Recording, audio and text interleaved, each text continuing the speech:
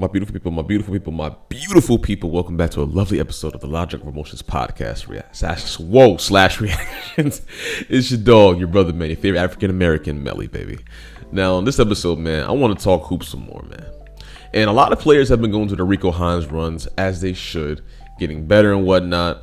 Shout out to Chet. Hopefully he gets healed up for next year, man. That's sad what happened to him at the I think it was the Crawford League, I believe it was. Sad what happened to him, bro. But it happens. But on this one, man, I'll talk Draymond Green, man. Draymond Green, he played, he hooped, he played his role, and he had an amazing speech.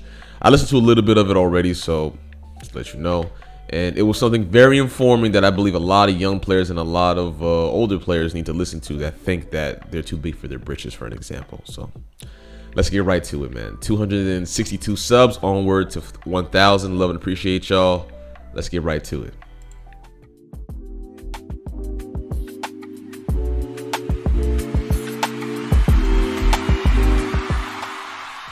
Man, I keep forgetting to freaking have the thing already set up. My bad, y'all. Give me one quick second. There we go. And let's get right to it. For making this shit real basketball. You know, so many times we get out here in the summer and we want to do a bunch of shit we're not going to do. I'm not going to come out here and do what I'm not going to do. Tell it. There's no point. So you can talk and be like, yeah, that's never going to force me to get outside of myself.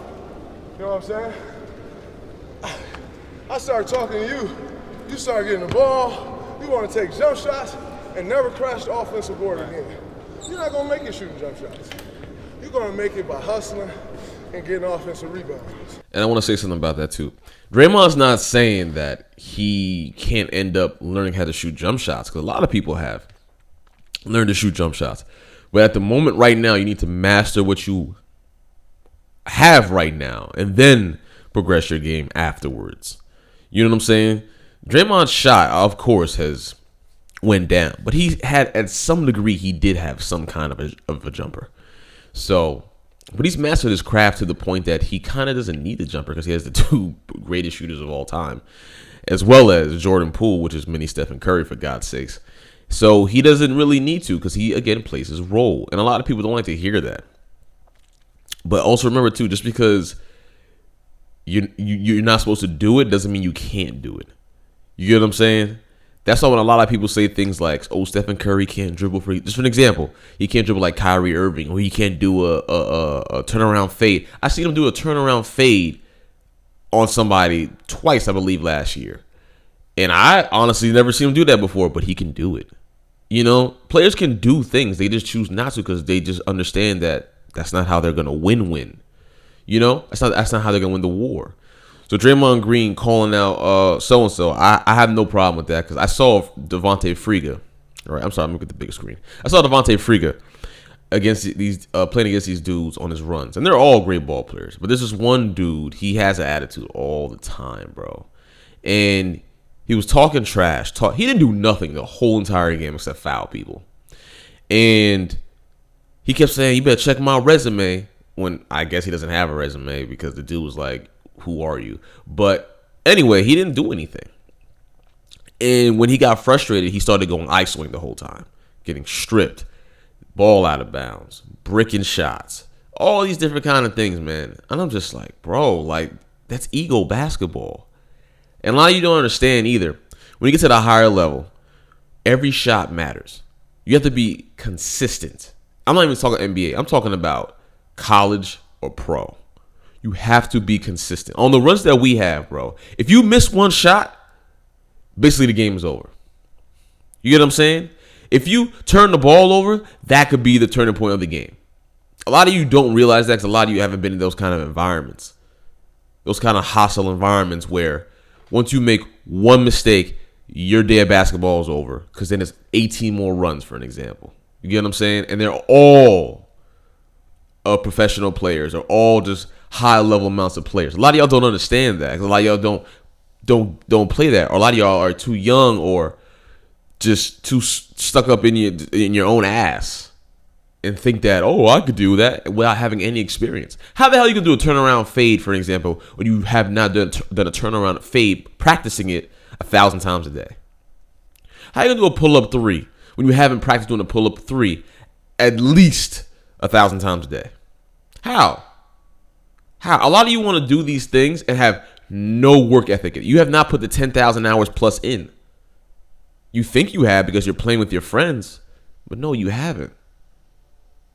So let's take what Draymond Green is saying seriously, because this man is a champion and a winner.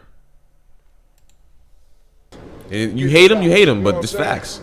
Gabe, I just beat you in all these sprints. That's bullshit. And it's my first time on the court. Up and down. He's calling him out too, because he obviously cares. How you gonna make it? If Pascal Siakam is outrunning you, if Fred VanVleet is outrunning you, you'll never make it. You know what I'm saying? So that's what I'm saying, talk bro. IQ shit all we want. But at the end of the day, motherfuckers gotta play a role in the NBA. Yes. Absolutely. It's too much on a team that can do what the fuck they want to do. And 13 other motherfuckers, they gotta play a role. That can do what the fuck they want to do. Everybody else got a role. So you're gonna either master your role or you're gonna get the fuck out. And it's just that simple. And running hard, 2-minute sprint? Really? Motherfuckers on the jog? That's bullshit. You don't work hard. And don't tell me, oh, it's just the end. Because that's the end of the fucking playoffs. Ask them how hard it is to win a championship. Yep, Fred VanVleet in them, yep. Lose because they can't get. And Fred VanVleet deserves a lot of respect, bro. He is nice. Like, even when I'm a Golden State Warriors fan, don't forget that too.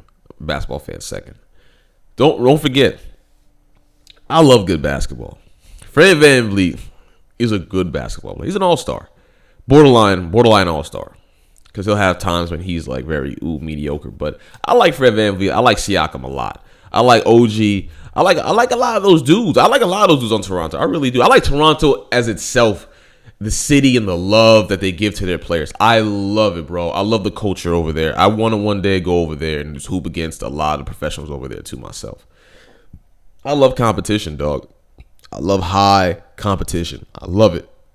It's like a drug. It's like a drug to me. I'm at my happiest. Literally, you guys, any of my friends, bro, when they see me play against other high competition, I'm smiling the whole time. And people, when I smile, a lot of people get so mad at me because I'm about to bust their ass and I'm smiling. And they think I'm doing that to like insult them. And I'm like, no, I respect you as a player. I respect you as a competitor. And I'm smiling because I'm so happy to play someone like that. Like, I don't think y'all understand that, you know? How lucky you are to be a high-level competitor, to be a master of your craft to some degree, because I am a master of my craft to some degree. I'm not an NBA, obviously, but I can definitely play professional. Only reason why I can't, because you gotta understand, I'm in a position right now. If I do play, I have to leave my job. If I leave my job, I go play overseas and I get injured, I don't have that job anymore.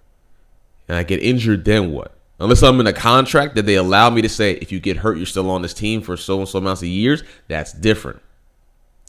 But is that a risk you're willing to take? I'm 29.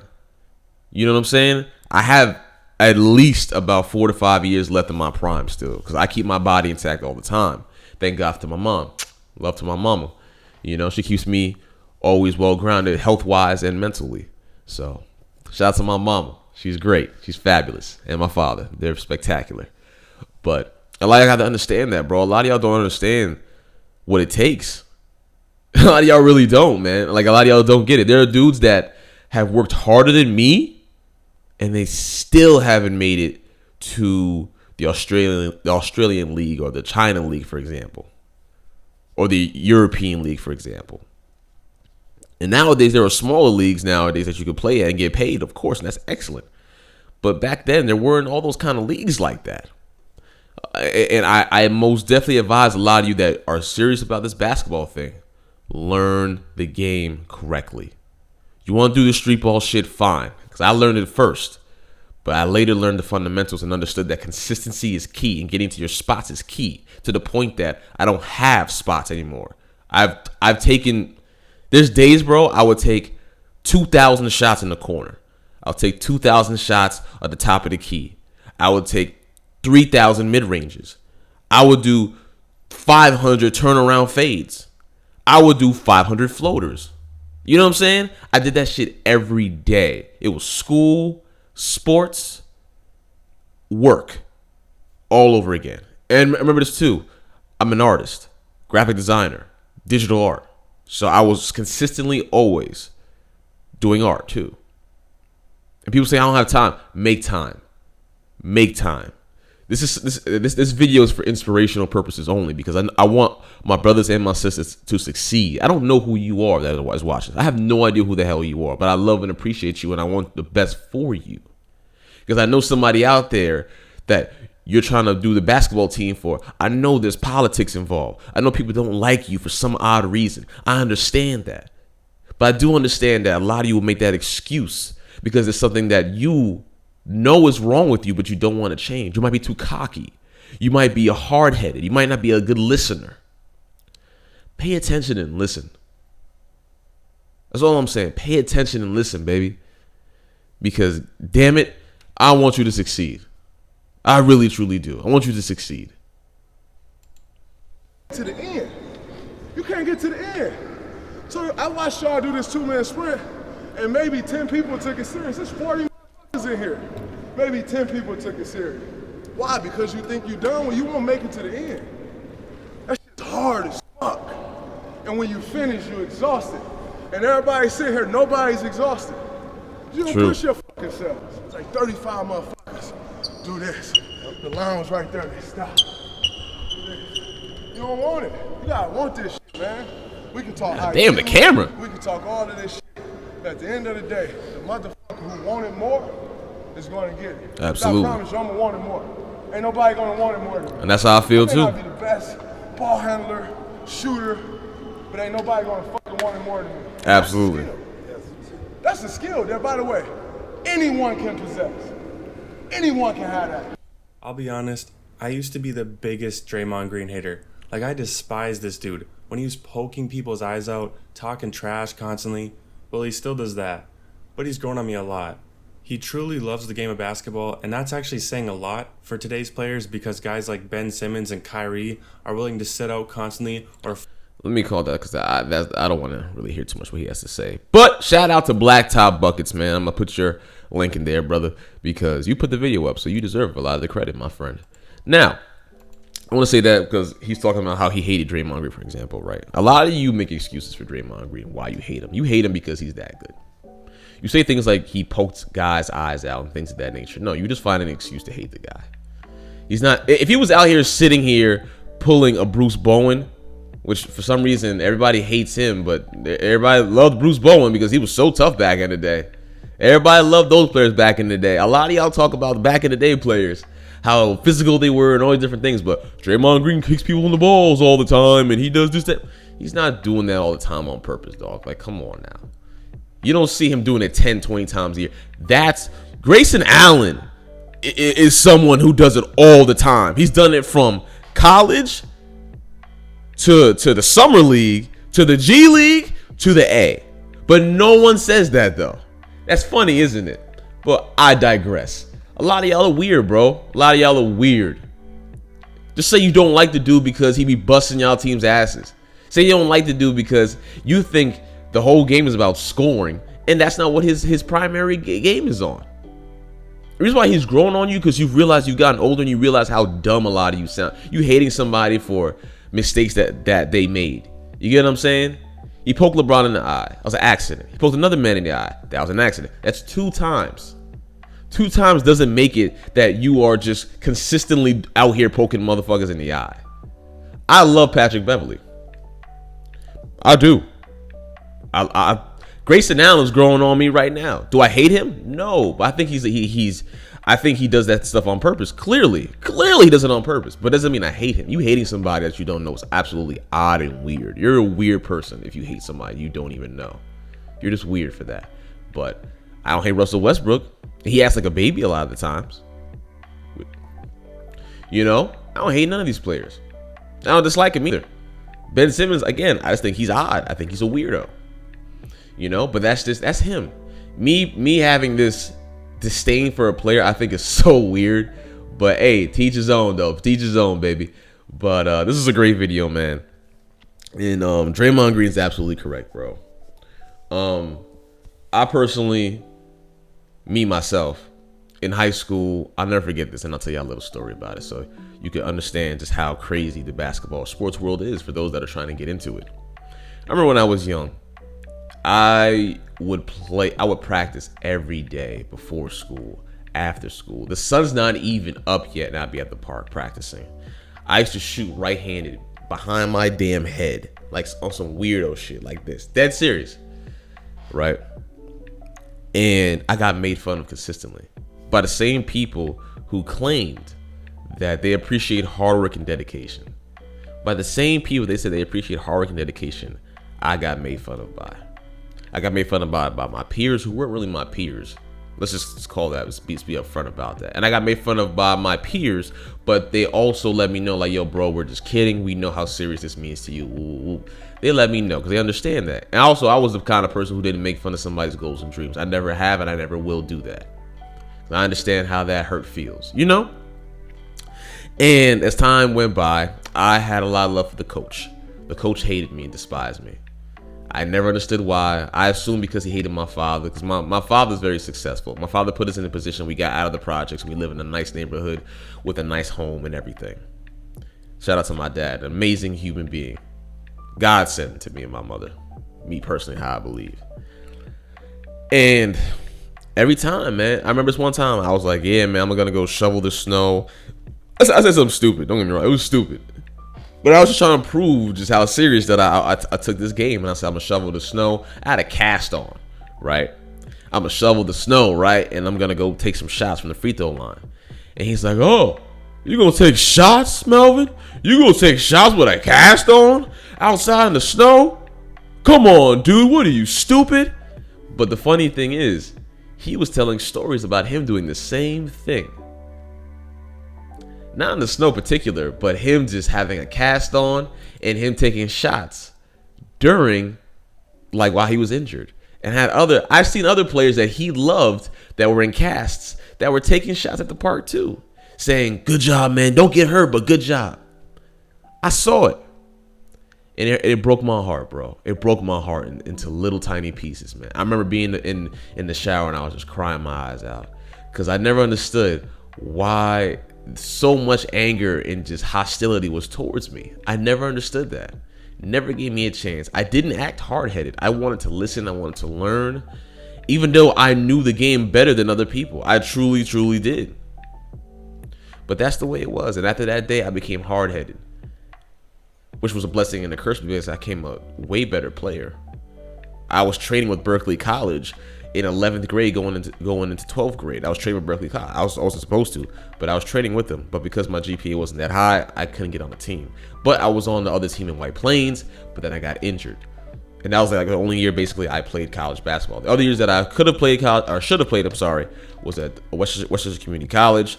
But they had a scandal that happened that year, and I was informed that I should quit because of the scandal. Shout out to the assistant coach who gave me the shout out to Jay Blaze too. He's a phenomenal point guard. I still think to this day he could have played professional. He's a phenomenal point guard, phenomenal shooter.